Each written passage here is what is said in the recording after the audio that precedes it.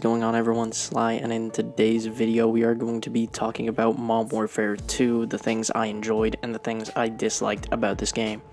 Now, if you know me personally and you are not new to this channel or any of my channels at all, you will know that I have had a slight issue with this game over the year, with some of its pacings and some of its decisions with what to do with game mechanics in the game. But in today's video, we are going to be covering all of that and all of my thoughts and opinions of the final product of MW2. Now, the first thing we are going to be talking about is the maps. The base maps, I did not really enjoy many of them when the game first came out. However, since the addition of all of the DLC maps from Season 1 to Season 6, I can clearly state and know this in my mind that it is true.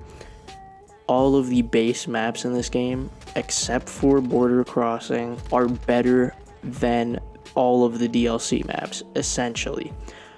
There is not a single DLC map that I would prefer to play as opposed to a base game map inside of all of MW2 22. Now, the reason why I don't enjoy a lot of these maps like Himmelmat Expo and stuff like that is just due to the flow. For instance, Punta Mar is very much a 1 to 2 spot for streaks. There's only about 1 to 2 spots on that entire map that people will go to when they are streaking up, and that includes me. And honestly, it's because those are the only two centralized areas where you're not going to get spawned on behind you. Of course, it still can happen from time to time, but these are the only places on the map where it is almost guaranteed that someone will not randomly spawn behind you or in front of you just out of your line of sight. Another map would be something like La Casa. Again, another terrible map, just kind of between two attached buildings, and it's a lot of close quarters, so basically if you're trying to use anything other than an SMG, you are going to get absolutely slammed. Streaking on this map is possible, but streaking up is also very hard to do. Same thing with sniping. It is very annoying to do on this map. As were maps where Farm 18 and stuff like that, I really did not mind the flow of that after playing the DLC maps, as opposed to a map like La Casa or Punta Mar. These maps, also Coro Village, are not the greatest maps, even though they are still technically 3-lane maps with air quotations around that. They do not flow like an actual Call of Duty map would normally flow. Some of these maps from the DLCs and even some of the maps that were in the base game absolutely flow just like Stonehaven from Call of Duty Ghosts. And if you played Call of Duty Ghosts as much as I did, man, you will know how terrible the flow of that map was. The next thing is the tuning to separate attachments. I really think it just overcomplicated a lot of things within Modern Warfare 2, especially in the Gunsmith system. I just really didn't understand why we need to overcomplicate it. It would be especially bad for anyone who is new to the game, doesn't know how the old attachment system worked, or what you want to kind of go for. They would absolutely steer clear from the tuning. In my opinion, that is what they should do at least, unless they look up a video from like Exclusive Ace or someone like that with a class setup video or explaining the tuning and what you should do inside of MW2. Me personally, I didn't have too much of an issue with using it, so I didn't mind it, but looking at it from the perspective of someone who is, say, a new player or a player coming back to the game that has not played a Call of Duty mainline title for a long time, I'm talking hasn't played since like MW2, BO2, even BO4. Another thing that I really would have liked to see this year was slide canceling to stay in the game. I don't understand, not even just slide canceling, but just the movement, really. The movement speed and all of that from MW 2019. I really do not understand. Even the movement speed from Vanguard, they did not bring it into this game. Of course, with Modern Warfare 3 coming out in the next week or so, it is going to have slide canceling and all of that good stuff and good movement once again. And we will also have reload canceling again. I don't understand why they took that feature out, and Fandy Ward really dropped the ball. I don't understand how they went from MW 2019, which was a game that was just bad due to the maps and the pacing, to MW2, which has actual decent maps, decent pacing, but due to the fact that the movement is so slow and so clunky, I don't understand how they can go from refined movement in MW 2019 to clunky movement in MW2. We are supposed to be getting upgrades with these Call of Duty games, and we should not be receiving downgrades, especially when it's from the same studio that gave us an actual decent, solid, and one of the best-selling CODs to date. The next thing is, this is really a nitpick type thing. I really would have liked to have seen the streak counter from MW 2019 to come back into this game, even the one from Vanguard, to just come back into this game. It was in the beta, and I have no idea why we removed it. It looks really clean, and it also helps you when you're on streaks, since it only pops up with Ruthless, Relentless, and stuff like that every 5 kills. The first one pops up at a Bloodthirsty, then a Merciless, then a Ruthless, then a Relentless, all of that sort of stuff, and it's really just annoying. And also, I just don't understand why we would remove that feature. Once again, it was a good feature. Have it as an option to remove it in the settings, but also have it as an option to keep it enabled in the settings. Don't just fully remove it from the game. The meta did not change at all throughout this entire Call of Duty year, life cycle, whatever you want to call it. It did not change. The main meta weapons were the TAC 56 in Season 0, the Lachman SMG from Season 0, and the Vaznev 9K from Season 0. Along with the M4 was a bit of the meta inside of Season 0, but then it did get nerfed quite a bit. It got buffed recently, and it's actually not too bad now. That's what I'm using in the gameplay for today's video mainly. And it's not too bad now. It actually competes with the other assault rifles, such as the TAC 56 and even the TR-76 Geist. That's the only DLC weapon that is really top of the meta at the moment. Next is multiple streaks, kill streaks, score streaks, whatever you had set to this year. I had it on kill streaks, so that's why I refer to them as kill streaks, multiple kill streaks within one life. If someone is going on a 20 or even a nuke gun streak, I really feel like they should be able to get their UAVs, counter UAVs, Overwatch helos, VTOLs, advanced UAVs, whatever it is, more than once in a life. The last Call of Duty we saw this in was Cold War, and even that had a really weird botched cooldown system within a life where you could only get certain kill streaks or score streaks after they had finally cooled down after you use them. Really made absolutely no sense to me why we ever got rid of the multiple kill streaks or score streaks in one life system out of Call of Duty. Obviously, I do know the reason why they got rid of it. It's so that way newer players wouldn't get slammed and get streak spammed, air quotations around that of course, like they did inside of BO4 or games like that, as it would be seen as air quotations not fun. But I really just don't understand why we removed this feature and why they cater so much to the new players as opposed to the players like me and like many of you watching this video probably, who have stuck with COD since World at War, BO2, Black Ops 1, Call of Duty 4. Even some of you probably stuck around from Call of Duty 3, 2, 1, the big red one, stuff like that. Even if you are a player that joined in like BO3 for Call of Duty, you would still know what that multiple kill streaks or score streaks in one life is like, and you're probably here with me on this as well. They really just need to bring that system back. Of course, and unfortunately, I do not think we will be seeing this in Modern Warfare 3, as in the beta you could not do it, and you still can't, to my knowledge, probably once the full game releases. I feel like this is just how the kill streak or score streak system is going to work from now on, which is very unfortunate. Next thing is going to be the retaliation, or what I like to call the revenge spawn system. Of course, air quotations around that. It's not what it's actually called. It's just what I see it as. There's multiple times where I've been killed off a streak by a fire shotgun. You'll even see it in this gameplay right here, the second streak I go on. I end up, or it might be the first streak I go on, I end up dying to a guy I just killed and spawns right behind this building inside of Embassy, the main building people go to when they start streaking up, of course, especially if it's hardpoint or something like that, because the hardpoint is usually within viewing of that building, so it's a good place to kind of just streak up. Anyway, guy literally gets killed by me and then spawns right behind me, climbs up. I didn't realize, of course, that is my fault slightly, and fire shotguns me. Absolutely disgusting. The fact that I can kill someone and they will spawn right there behind me, not in a way like how we had it in older games where if you're playing domination and the enemy has the C flag and you are sitting right outside the C flag spawn, obviously they're going to spawn there. I don't know what else you'd be expecting as you are sitting outside of their team's flag, their team's spawn. which is very weird. We did not see that with this year. If you are sitting anywhere near the C flag, if the enemies have the C flag, they'll spawn on your A flag, they'll spawn on your B flag, and they will just absolutely take that flag from you and demolish your entire team from behind. It's absolutely disgusting, the spawn system that they have in these recent games, especially with MW 2019, MW2, even Vanguard had it a little bit, and MW3 will probably have it, and I'm pretty sure did have it, the squad spawn system, air quotations around that. I really don't understand why we are implementing a spawn system that was originally seen in games like Battlefield and maybe even some of the online Medal of Honor games inside of Call of Duty, which is an arcade shooter and has been known as a arcade shooter for the longest time. Another thing is going to be the color palette of this game.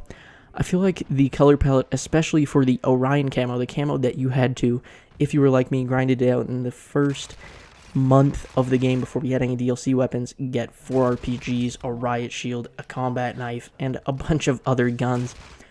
Gold and then platinum without hardcore, by the way. We had to do it all in core, which made long shots very annoying with pistols and stuff like that, and double kills with RPGs and stuff like that. The camo, the Orion camo, is actually terrible in my opinion. Probably one of the weakest mastery camos we have seen since the chrome camo in World War II. If you also grinded for that, you'll know exactly what I'm talking about. The letdown when you finally got the mastery camo in World War II and found out it was the fucking chrome camo. The prestige master camos are severely better than the mastery camo, the weapon mastery camo you got in World War II. And I really feel like the camos that you unlock, just the static camos off of stuff, or even the platinum camo and the polyatomic camo, the camos before Orion, are severely better than Orion itself, even with all of the updates to it, man. It is really just a big letdown for all of those camo grinders like me.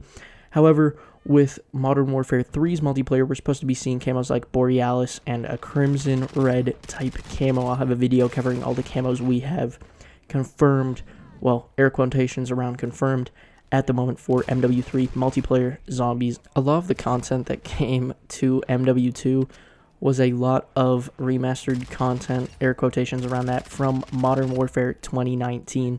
For instance, the ISO 45mm is literally just the ISO from MW 2019.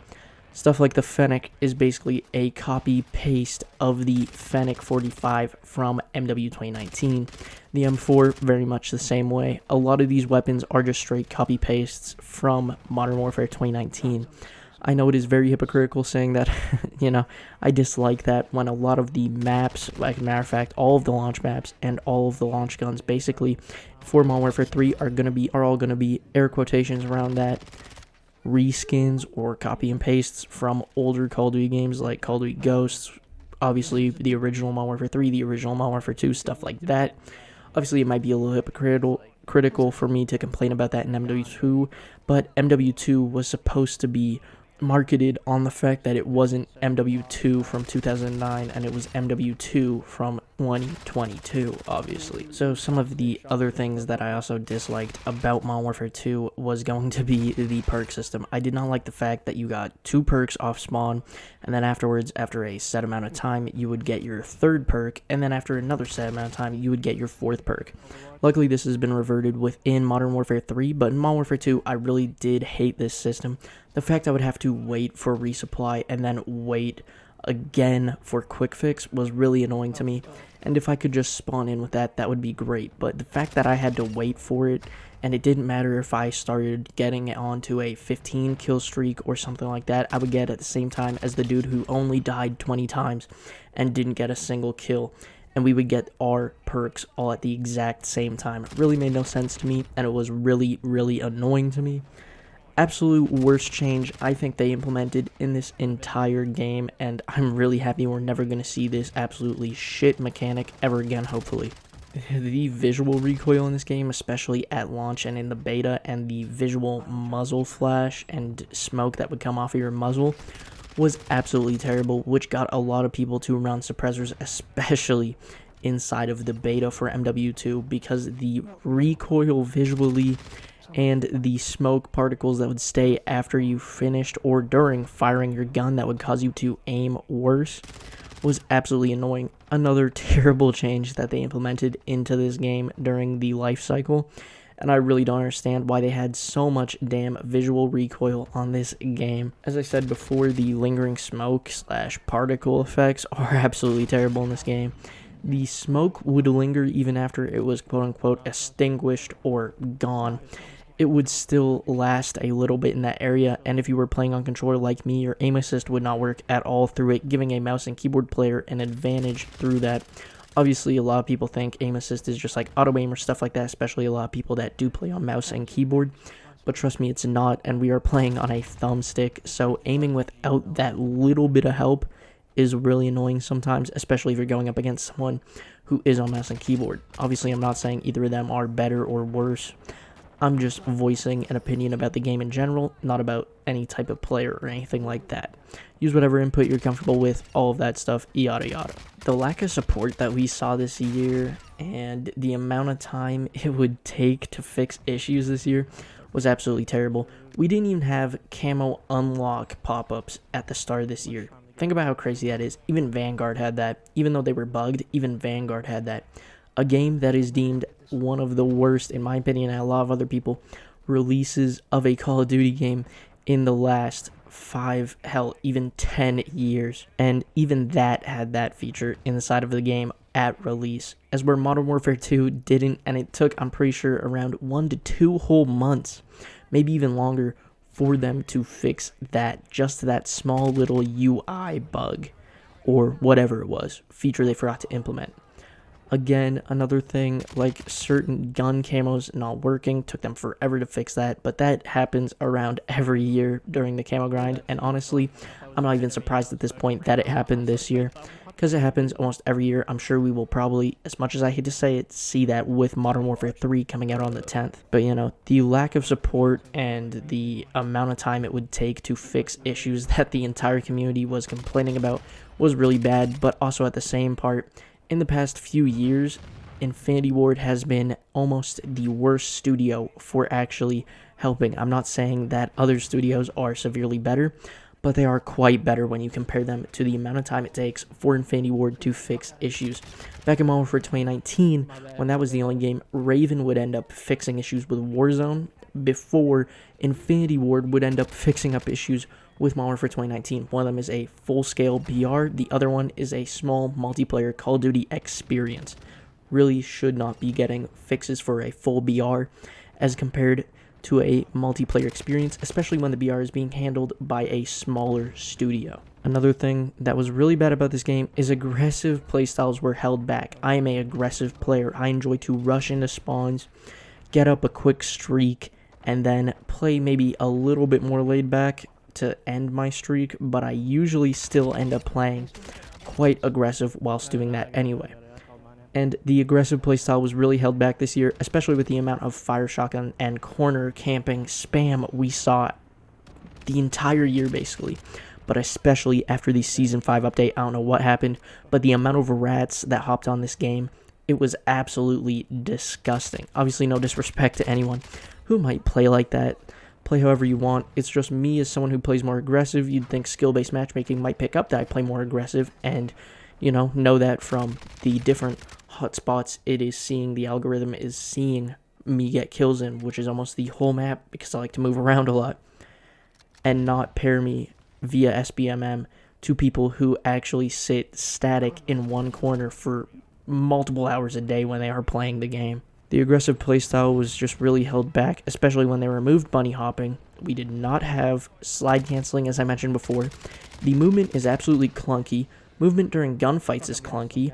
And basically the only optimal strat, air quotations around that of course, again, is drop shotting.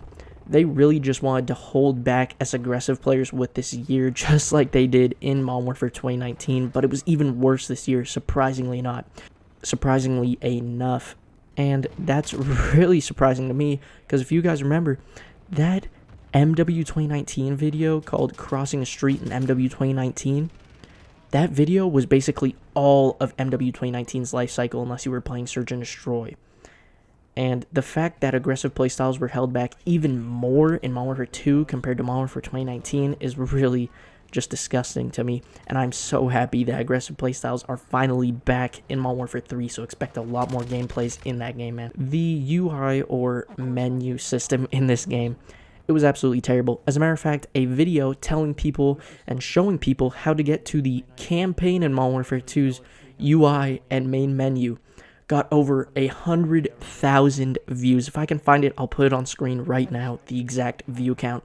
That video got over 100,000 views. If a video just telling you how to get to the campaign, something that's been really easy in every Call of Duty game, except for obviously Black Ops 4, it did not have a campaign, is absolutely disgusting to me, and it really just tells you that you need to change your UI. If your UI requires people to watch a tutorial to get to a mode that comes in the game they paid $70 to $100 depending on your currency, is absolutely disgusting to me, and it is an absolute disgrace whoever made the UI. We had a lot of rumors that it was people that worked for the Hulu UI and menus that ended up working on the menus for this game, and I can't remember if that's true or not, but honestly, I'd fucking believe it, because the UI and the main menu in this game looked like it was a goddamn streaming platform. I think Netflix has a better UI than we had this entire year for Call of Duty, and unfortunately, I think Modern Warfare 3 is going to have the same UI, and that's just really gross to me, because the UI is absolutely, unequivocally dog shit. You know it, I know it, nobody likes the UI, that shit is trash. Now, during the beta for MW3, we saw Sledgehammer respond to feedback quite a bit. However, during the beta in MW2, and even what content creators that were invited to the COD Next event said about Warzone 2, Modern Warfare 2's multiplayer, just got completely ignored. You were told, hey, make sure to give us feedback and at Infinity Ward for all of your feedback on Twitter or X, whatever you want to call it. And they would look at the feedback, look into our eyes as the Call of Duty community, and just spit right in our mouth. They did not listen to a single bit of feedback, and I know I might sound like an angry fanboy, and that's because I slightly am.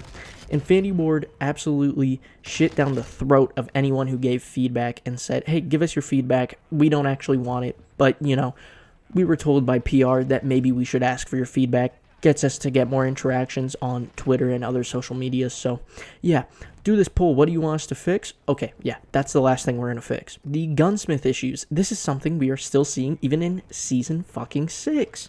Again, this comes back to the problem fixing taking forever. In Season 6, ever since the Haunting event, you can't tune under barrel attachments. How does adding a Halloween event into your game ruin an entire tuning part for the underbarrels? What the fuck were they doing? They didn't add new underbarrel in. They didn't take an underbarrel out. So how the fuck did the underbarrels get touched at all, man? This Haunting event was actually pretty good. The ghoulie camo, actually pretty good. I enjoyed playing in this event the little bit I did to unlock the camo and all the other rewards. However, what I did not like was the fact that I could not tune a single fucking underbarrel ever since this update came out. It was working literally an hour before the update came out. Fuck that, 10 minutes before the update came out.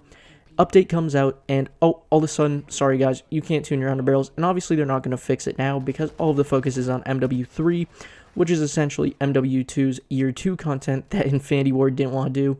But I mean, at least we have Sledgehammer working on it, and even though they haven't made the quote-unquote best Call of Duty games, at least they seem to listen to fan feedback severely better than the shit stain that Infinity Ward ever has. Now we come to a problem that is going to be in every Call of Duty game from now on, honestly, and we're just going to have to get used to it, but it still is an issue that ended up getting worse in Modern Warfare 2.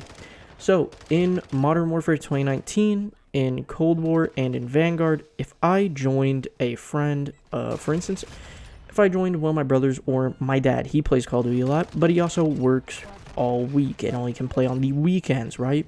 So obviously my skill-based matchmaking is going to be a little bit or severely higher than his because I just have school. and then editing videos and stuff like that. So I get severely more playtime than he does because he has a full-time job that he goes to all week, obviously. And so my skill-based matchmaking is much higher than his.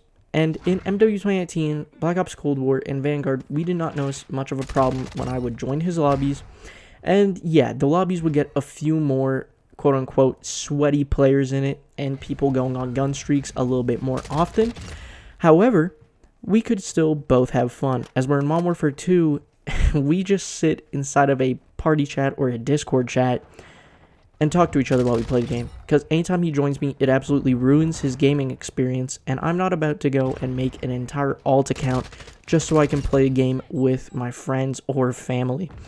Honestly, I think if you are in a lobby with someone who is a severely lower level, has severely less playtime, has a lower SBMM, it should really just round it out to a little middle section, or even go further over to the person who is quote-unquote worse at the game. Honestly, I understand that a lot of people would complain then, and people already do complain about people using VPNs and stuff like that to reverse boost or play in quote-unquote bot lobbies so they can drop their new gameplays and stuff like that. I've never done it, don't even know how it works, but I really don't care if the complaints go up more, because at the end of the day, these are video games. We are meant to be having fun in video games.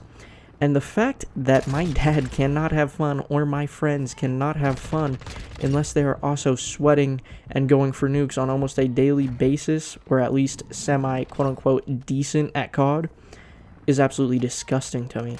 Another thing, disbanding lobbies, still something that happens in Modern Warfare 2, and it will be happening in MW3. At least we have map voting, so I guess that's a little better.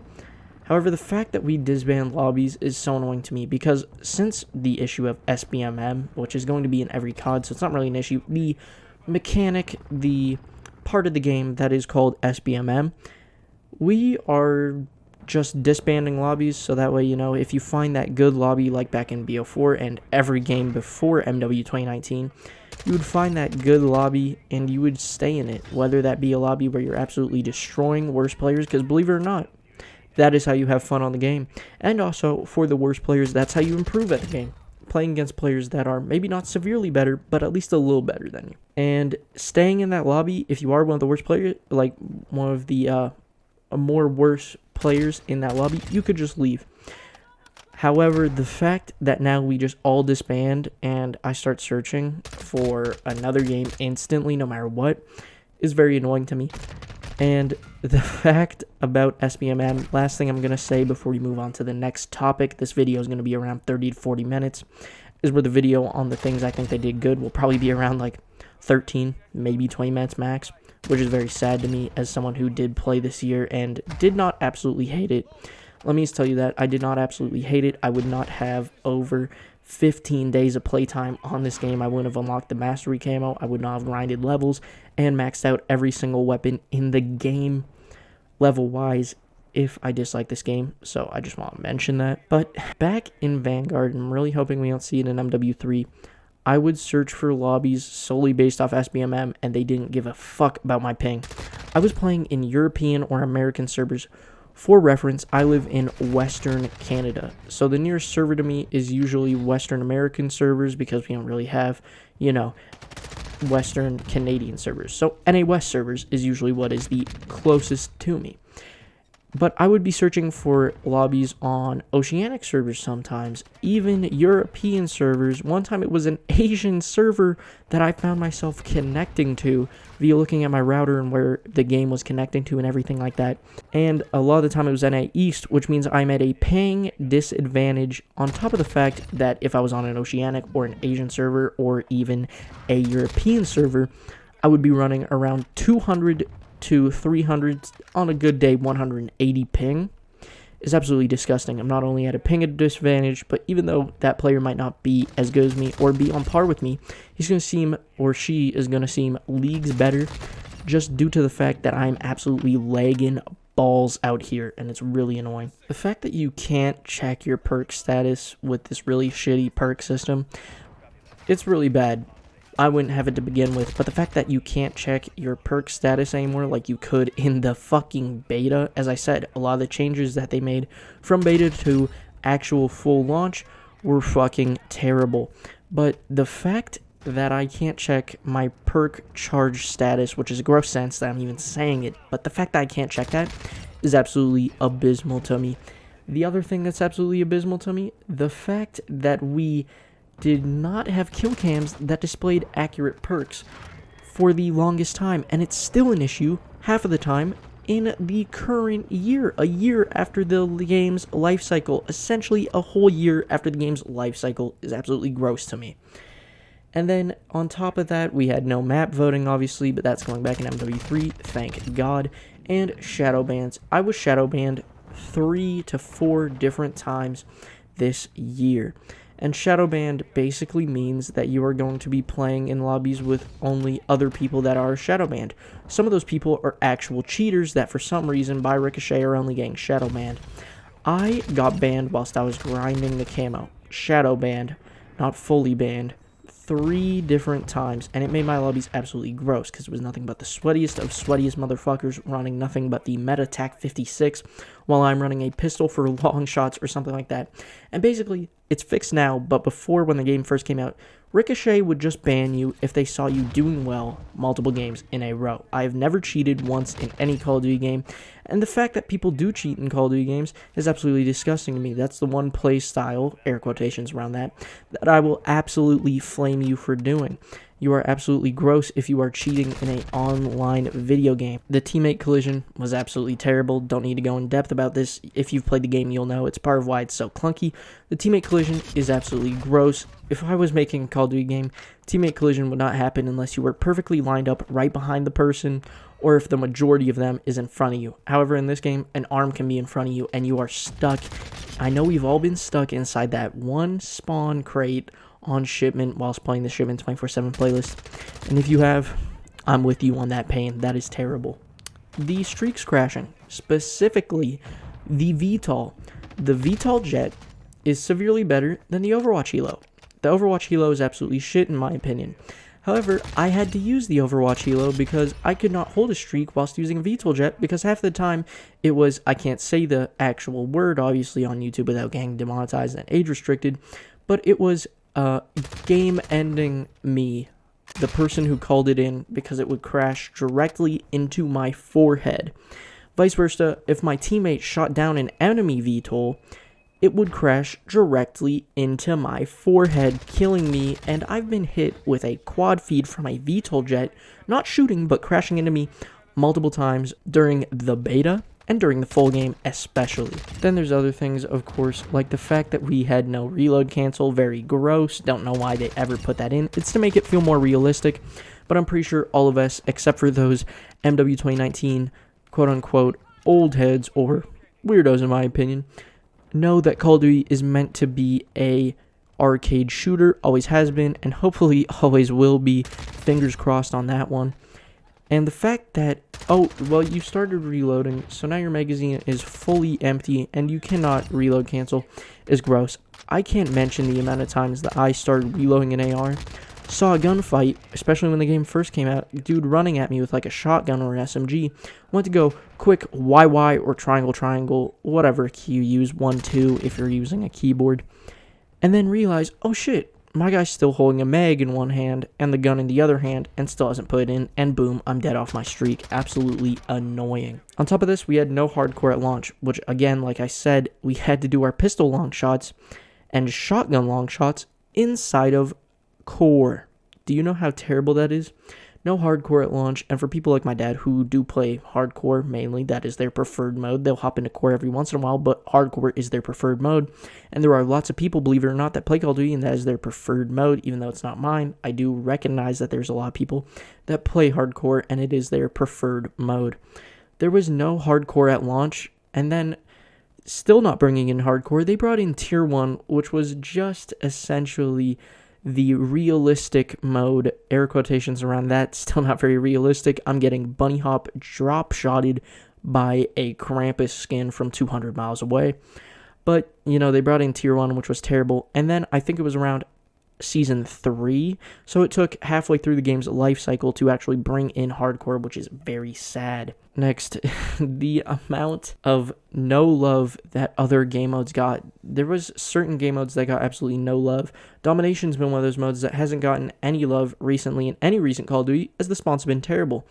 Another mode would be a mode like Grind. Grind had terrible pacing all year long. And some of the gameplays you will see in this video are on Grind because I was playing the Haunting 24/7 playlist. But as you can see, any of the games that I'm playing where I actually chose a mode I wanted to play and wasn't playing the Haunting 24/7 playlist or the Shipment 24/7 playlist, it's all in Hardpoint. Now you might be asking, why is it in Hardpoint? Usually if people are going for streaks or gameplays, they will end up hopping into Domination, especially if you haven't played recently. Well, it's because Hardpoint's the only one with semi-decent air quotations around that spawns.